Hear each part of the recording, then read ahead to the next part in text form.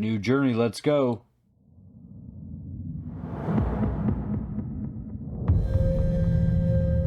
Recently, I've often dreamt of her. Watched her struggle. Watched her transform from an unloved deformity into the powerful beauty that is. Yennefer of Vengerberg. You shall regret standing in my way. Give yourself a shockingly stunning treat as you play.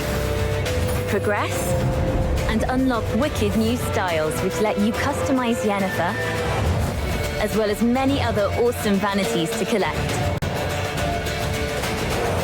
Return each week to see a new scene from her life unveiled and delve with me into my dreams of her journey. You crossed the wrong sorceress!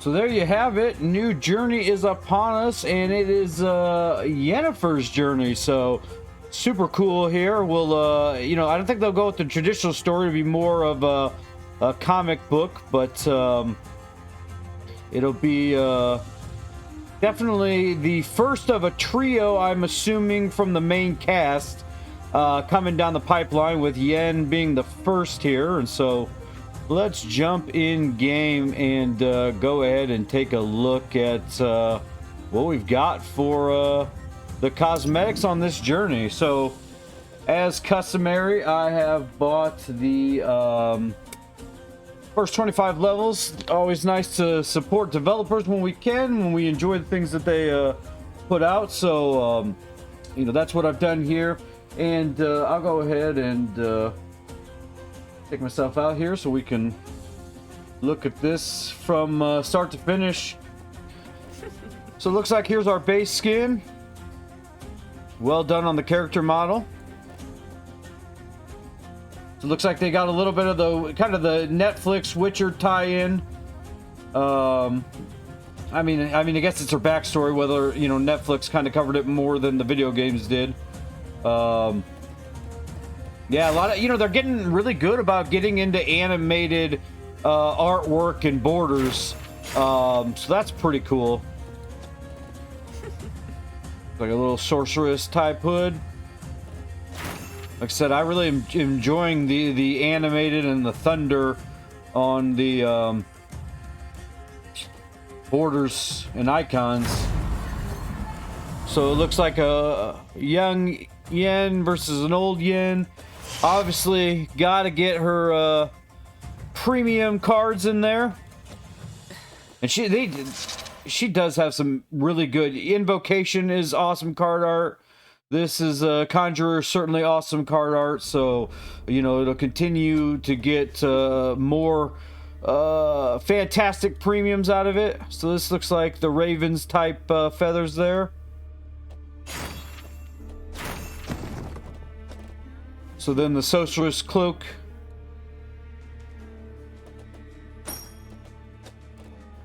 Okay, so this looks like her aura circles.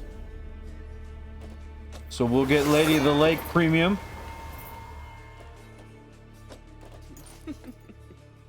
Different dress there. The coins are interesting. They look like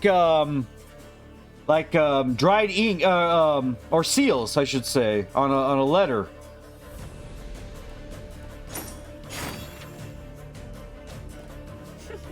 Oh, look at that, around like a crystal ball type. That's really badass. And that's probably the best aura I think I've seen yet. That's sick. Okay. Little Caleb. Little crystal skull looking Raven's Head card back. That's pretty sweet.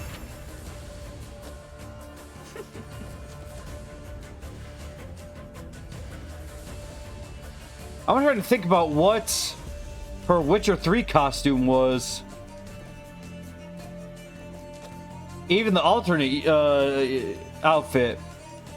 So we got the Masquerade Ball mask again. So yeah, here it is. Which is fantastic card. Fantastic card art. The feather color. Oh, okay. Interesting.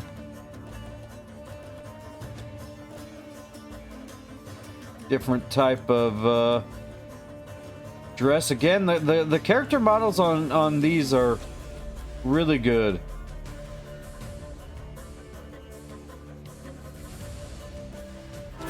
So it looks like we'll get Nenki here for another premium.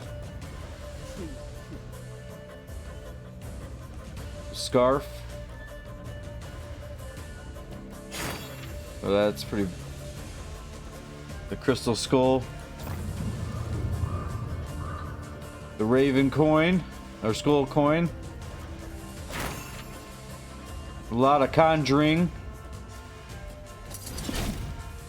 Yarpin. Okay. Ooh, the necromancy. Oh, look at that. You can see that's pretty badass. Man, alright. Oh. Is that Keltelis? The encounter card back. Well, it's a dragon. That's still... Damn, that's sick. Different hairstyle.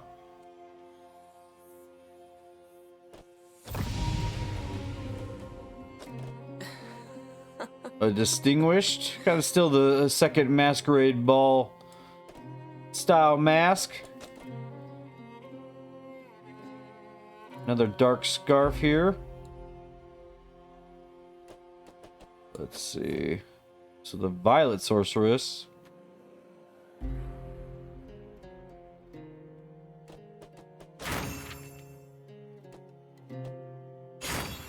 So these all look pretty similar with just variations of some sort. Stormy Aura. And the auras are next level on this one. The aura, man, I'm telling you, the auras are just next level. So interesting. Ball gown. So they've kind of gone away from the Japanese style dresses, it looks like, and more of a ball gown.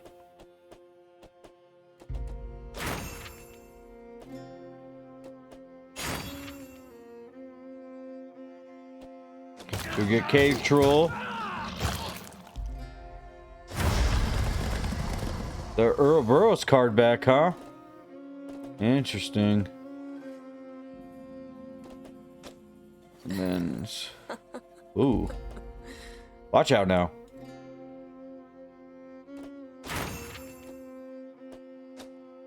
And then, ooh. A Necromancer gown.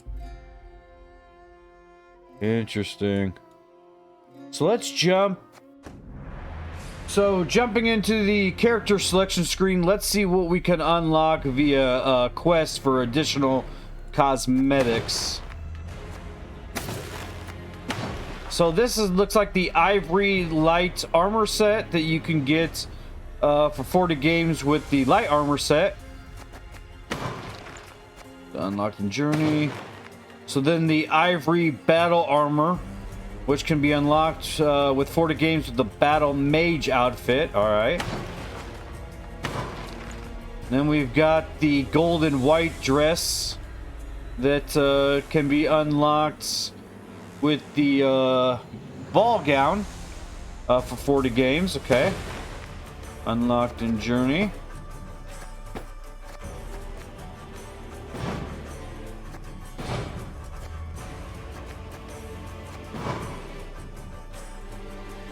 So the silver scarf. So doing quests is, again, you know, where they don't tie this to journey levels, you know, and you can unlock these at any time.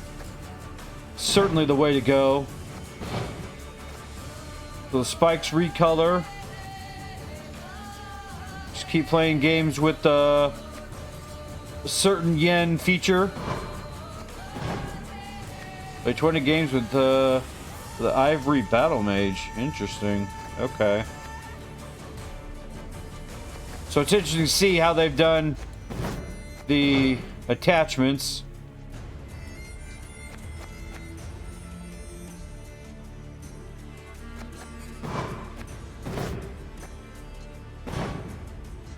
All that's unlocked in Journey. So then we have the auras.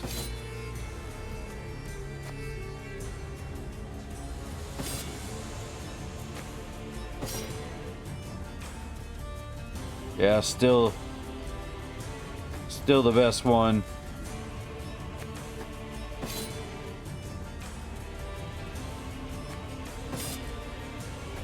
And then, okay, so this one will be done for doing all the quests. Oh, just get 100. And then, oh, yeah, I'm assuming do the non-premium and premium side. Oh, look, that is the arms reaching out with another one in the background. Yeah, these are pretty good. Nice. Well, I'm gonna say I continue to be impressed by the journeys, the cosmetics. Always having something to kind of unlock while you're playing is always nice. So yeah, this journey in my mind does not disappoint. So I'm super excited. We'll be interested to see the story pieces as it goes along. With that, we will jump into the patch notes.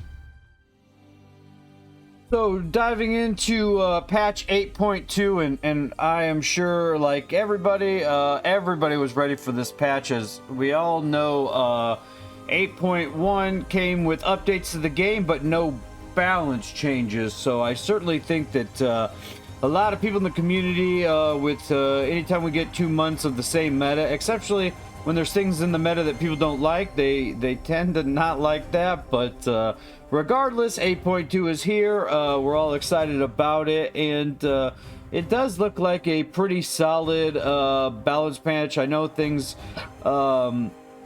may be missing from this one, but you know, I don't think any balance patch is going to do everything for everyone. So, and I always feel like you got to let the meta settle a little bit and see where it lands, and see kind of what pokes out still from last season that may be unhealthy for the game. But with that, so it is the season of love. It'll go till March 2nd.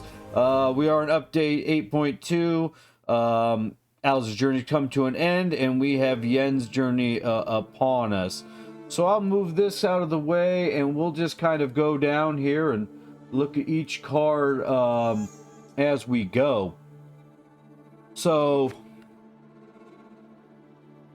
you're looking at Agura. It looks like they've really changed bombs and lock mechanics from the normal game. So Agura, she's gone down from 9 provisions to 8 provisions. Dancing Star has gone from 5 provisions to 4 provisions. Lots coming into the, like I said, bomb category. Looks like they really want to make Madak work well here. So the bomb, let's see, went from let's see, its damage went from 3 to 4. Okay, interesting. Then let's see.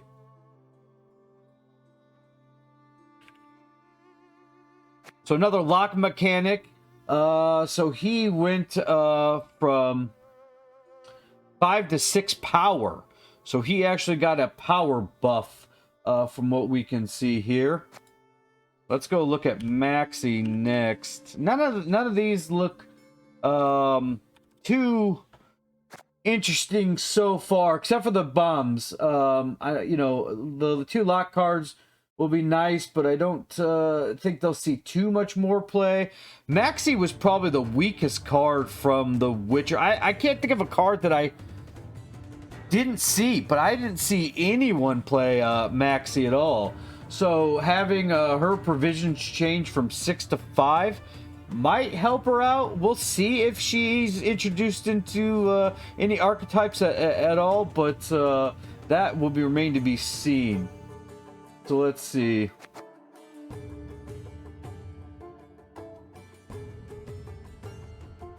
So this is another kind of a meme card and a villain that got a little bit of a buff. Certainly, its provisions went from 8 to 6, so it dropped 2 full provisions. Of course, this is a card that will... okay, so they're allowing you to move 3 adjacent units to the other row, which is, like I said, not super handy. Even in a movement deck. So Red Haze, which is a fantastic bomb card, actually went from 5 to 4. So yeah, all the bomb archetypes are really getting buffs here. So Regis got one, which I don't know. He got a power buff. So he stayed provisions the same, but it looks like he went from 5 to, let's see, I'm sorry. He went from 2 power to 3 power. I don't know. It'll be interesting to see if that's enough to bring him back into play. Not sure. Scorch actually did, yeah, got a provision buff down to 12 to 11. Okay. Obviously, Curse of Corruption is the far better card right now. But, you know, Scorch can destroy multiple units. So that could be a maybe potential better option, but I don't know. Hard to say on the neutral side.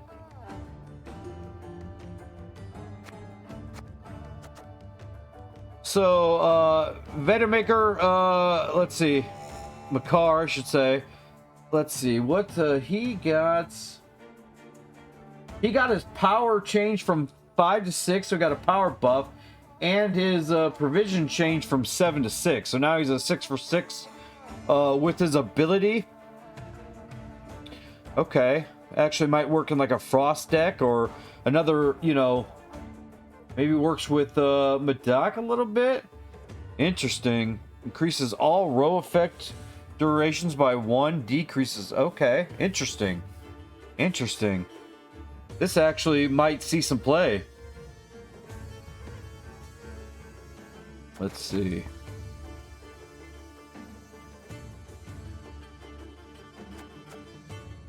So let's see. Xavier Lemons. His provisions went from 8 to 6, so way down. Banish a card from an opponent's graveyard. Banish a card from your graveyard. So, you know, this looks like... obviously, with Squirrel getting introduced into the meta, they probably needed to make him more viable. So he went to 5 to 6 power buff and a provision buff from 7 to 6. So it's interesting, you know, like I said, just a higher... version of the Squirrel, it looks to be. Let's see. So the rest of the changes on the neutral side look like they're just giving Zeal Banish. Okay, so he's gotten row. Yeah, they ordered melee to range, and oh, it's a cooldown. He's got a cooldown. So you could keep banishing. So like maybe if you were playing a Vepr. Okay. Interact with the opponent's graveyard can be very powerful in certain matchups. However, minigames Xavier Lemons can be a good card that doesn't offer anything valuable to the player.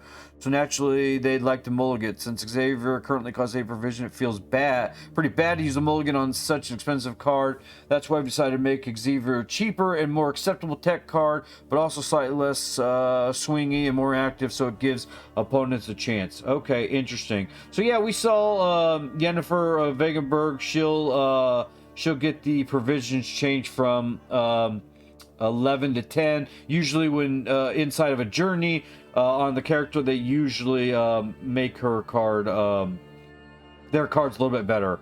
So then on Conjure, it's added Zeal, and then the provision changed from 10 to 9. So pretty good. Jumping into monsters, so this is the big one. Okay, so overwhelming hunger charges went from 3 to 2. So they buffed, you know, and I think that's okay. Overwhelming hunger has seen play in multiple metas, not just the Vi meta.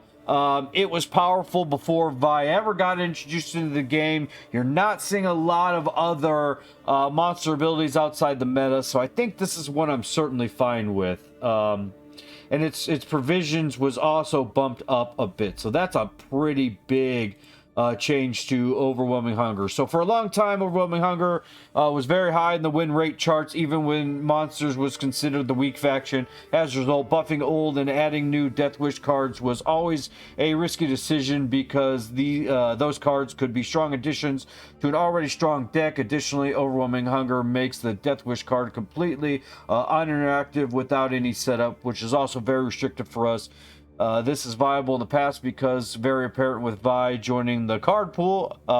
We decided to lower the unit utility of this ability by removing 1 charge, but Ikamaras are now 3 power, or they were 2, which should make other monster cards happy. So point value stays the same. They should make managing the consume and Vi deck slightly more challenging. So yeah, Ikamara power. So this is the big one. Vi certainly. Is it nerfed into oblivion here? Let's see. He still gains 3 power per consume, but his provisions went up from 12 to 14. So, and then the base power went down from 8 to 7. So interesting if Vi is even going to be viable going forward.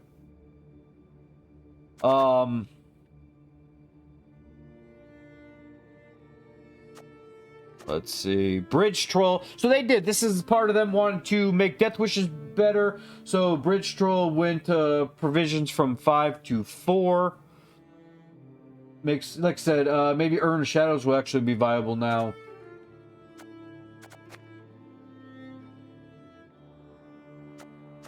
So Idar saw a provision change from 8 to 7. Okay, so they did, you know, besides Vi and Overwhelming Hunger, we're, you know, as far as nerfs, we're seeing a lot of buffs so far. So let's see. Yeah, he just got a provision changed here for consuming tokens. So we think that vampires might be back. So Katakan, his power was changed from, let's see, 6 to 5. So a little bit of a nerf there. Small adjustment made to Katakan. Drop on the board as an 8 as he did so far. Even though his power is reduced, he's still stronger overall. Thrive can be activated by 6-point unit. Yeah, that makes sense. Obviously with the Thrive mechanic on him. Okay. So let's see. Puka saw it's a armor change from 1 to 0, so no armor. Okay, and then Thrive 2. Oh, interesting. Which, you know, we see Glennis has a Thrive 2. The What Harmony card has a boost 2. So that's interesting. Okay.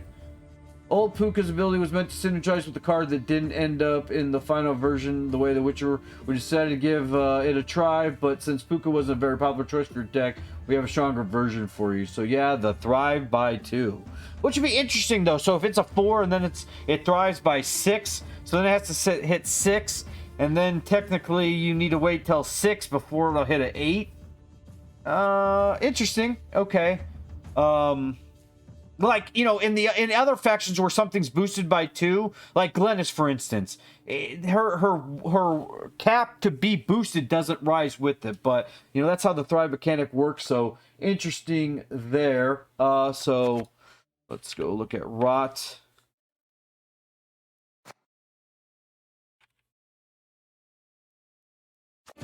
So the Rot Fiend power will change from 4 to 5. So another buff there. Wild Hunt Hound.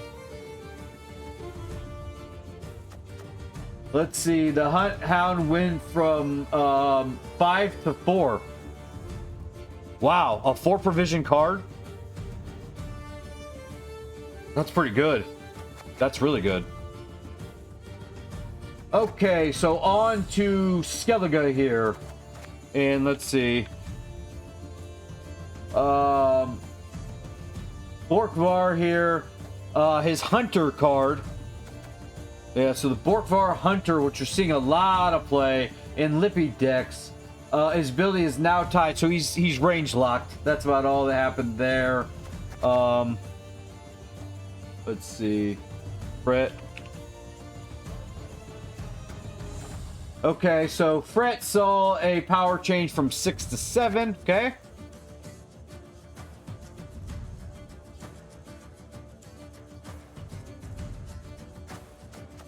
So let's see.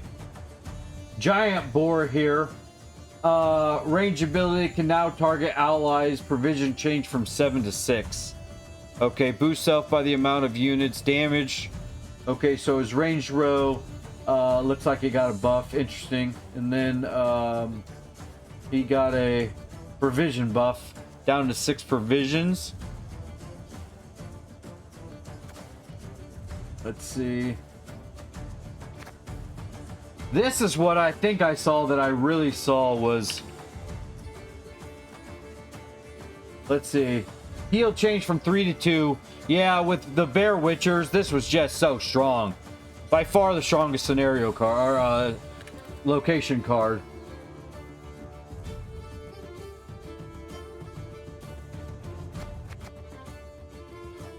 Let's see on him here. So him, provision changed from 8 to 7. Swap this unit's power with the damaged unit's power. So yeah, obviously a really hard condition to make. Makes sense there. Alright, here's the big one. Besides Vi.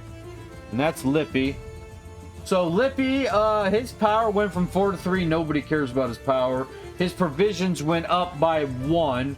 Lippy received 2 extra provisions with the buff to Roach and Knickers. That is so true. With this change, we're taking some of the... I mean, only 1 provision back.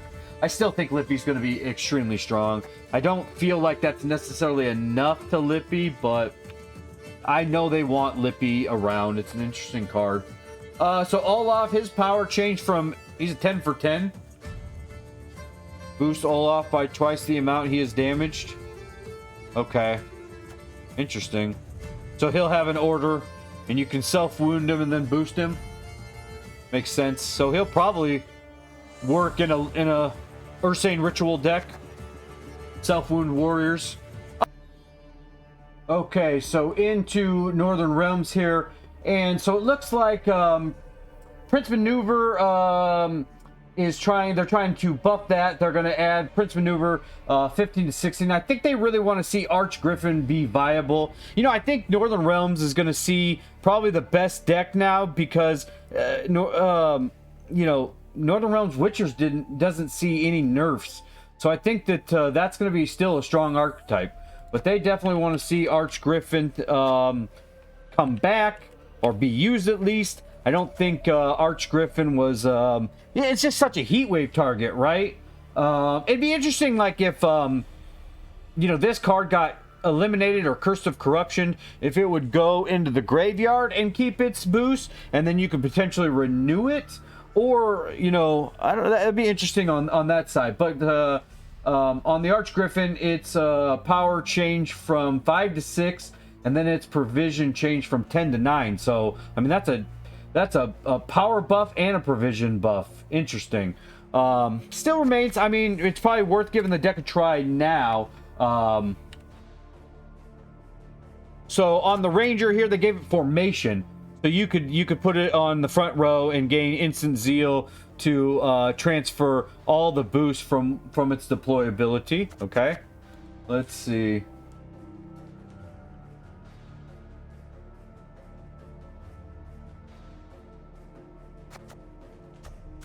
So Margarita, again, anything that had a lock ability is looking like it's getting touched.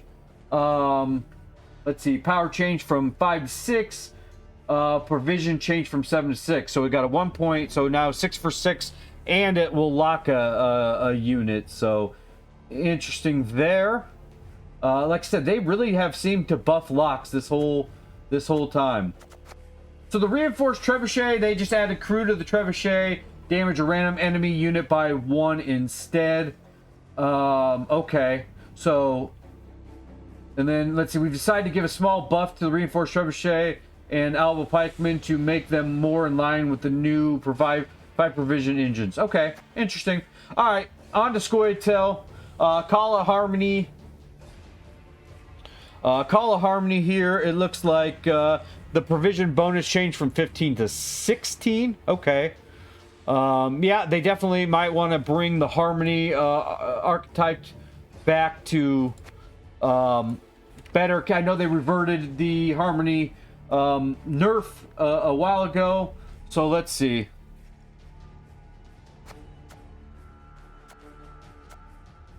So let's see. Ellis got he got a provision change from 7 to 6, so buffed there. Boost an allied unit by the number of dwarfs in a row there. I think, let's see, the Saboteur.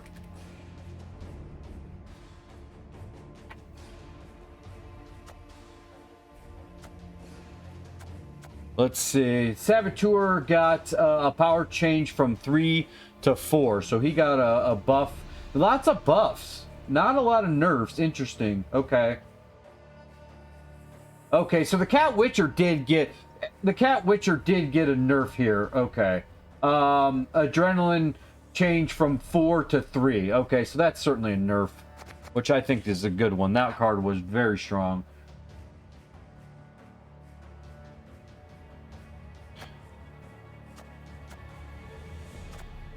So again, anything that's locked saw another buff here. So change from 7 to 6. So it looks like they're really going after that 6 provision. Will certainly get you a lock.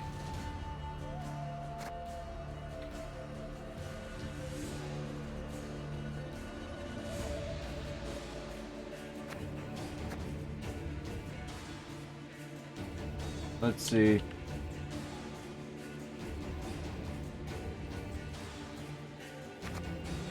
Why can't we find this card here?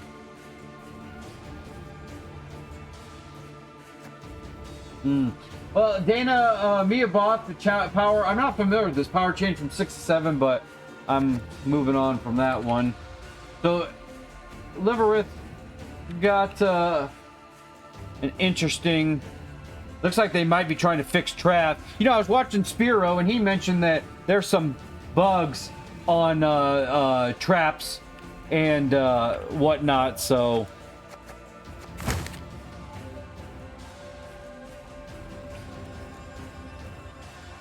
why we can't, yeah, it won't come up here. Interesting.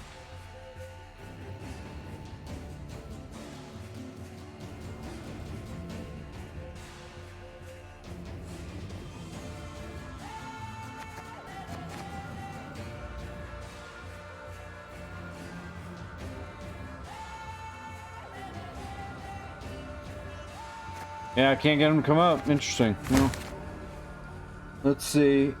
Both of his cards got nerfs, or let's see, buffs.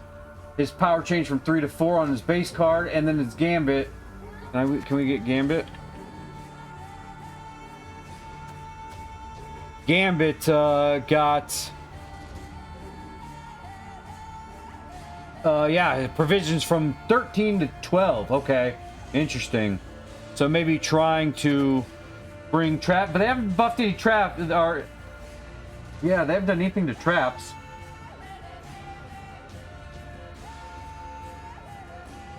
So Again, anything that's a lock archetype gets put to 6. Okay. So Novigradian Justice was the big one here. So,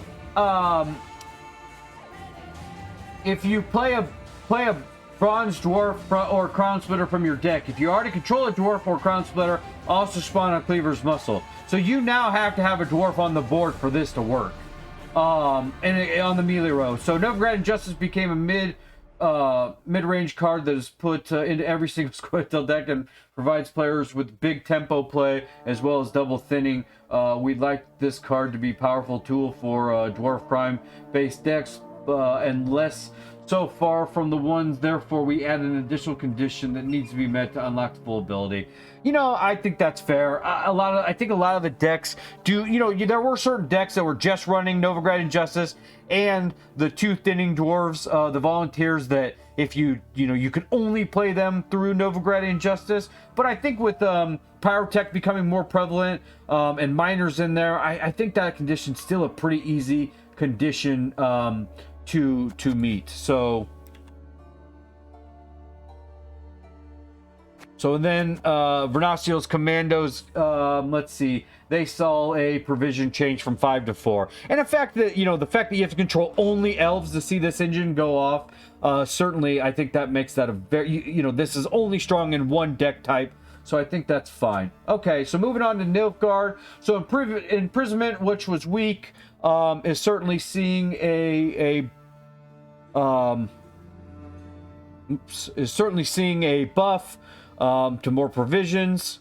Okay, so let's see. Let's look at Pikemen. Let's see.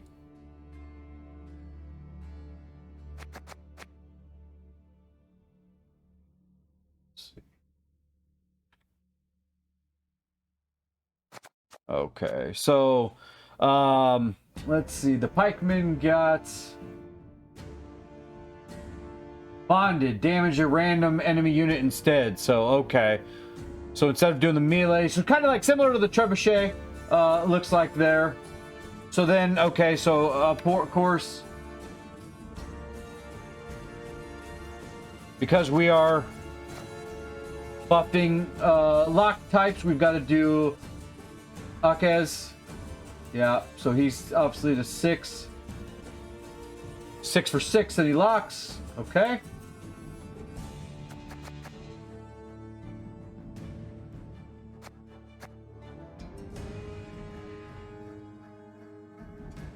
So experimental remedy here, saw a provision change from 6 to 5. Again, lots of buffs.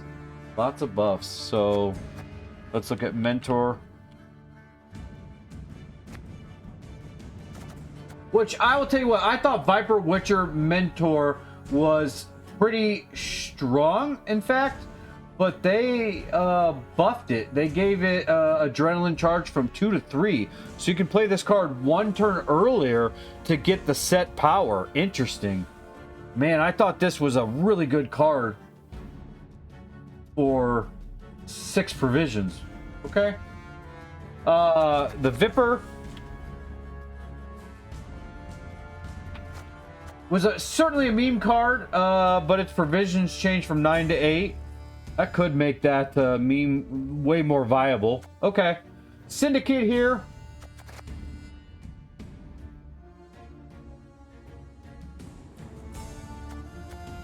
So Collusion saw a provision change from 11 to 10. Certainly a buff there. Experiment.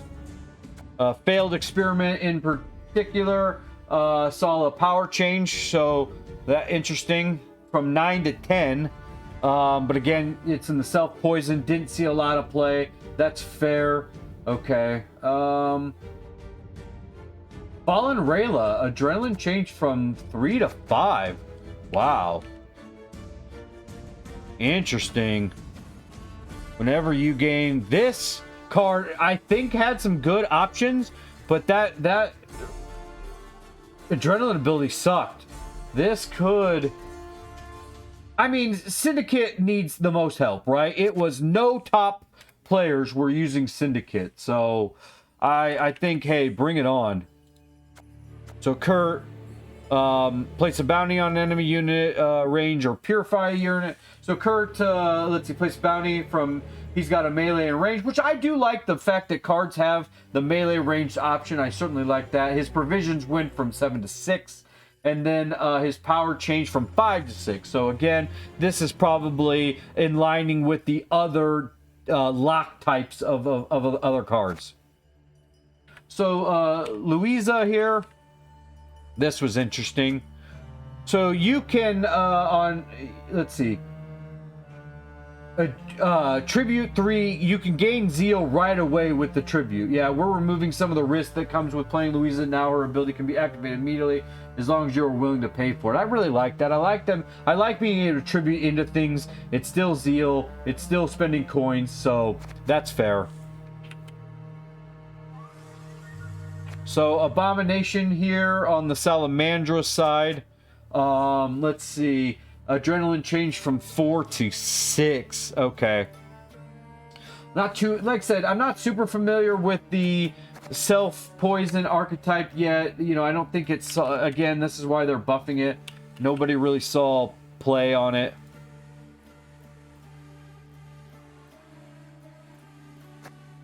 Let's see. I'm going to kind of just cruise through the rest of these. So the Salamander Locky changed to the first time you gain a coin each turn, boost self by 1. Small adjustment will make the Lackey work with cards that generate coins at the end of the round. Nice. So Salamander Mage ability change from Tribute 4. Damage 3 adjacent enemy units by 2. Whenever you pay tribute, gain 1 coin. Adrenaline 5. So the Salamander Mage was a bit underwhelming on release, so we decided to improve it, making him always generate coins for tribute and generate more coins on adrenaline. So and then, you know, like I said, new features here, of course the journey, a lot of the rewards to unlock, achievements, new type of story, obviously the images, more comic book, and then let's see, some small fixes. Playing Sienna's Order now works with Mata. That's nice. Units that have the Vitality Bleed and Veil at the same time will no longer be able to receive additional stacks for those statuses. So there you have it. You know, Vi, Lippy, Sol. You know, Vi saw massive treatment. Lippy, not so much. We'll probably see that pretty still prevalent in the archetype. I don't know. I think it's interesting. I think Northern Realms and Scoia'tael, their decks in previous meta looks like they'll still stay relatively the same. Did they bring Syndicate up, which needed help? Hard to say. I'll leave better Syndicate deck builders to decide that. Monsters, I think, will overall as a faction with Vi not there, what does that mean for the faction itself? I think pretty fine, honestly. I'm happy to see Vi done. I feel like I can deal with Lippy a little bit more, but I still feel like I think they could do more. I think Lippy, by the end of the season, if it's still #1 leader ability, Ursane Ritual, with 60%, or even still #1, then it more needs to be done. But everyone, thanks for tuning in. If you made it this far, I'll leave you there. Enjoy Season of the Love.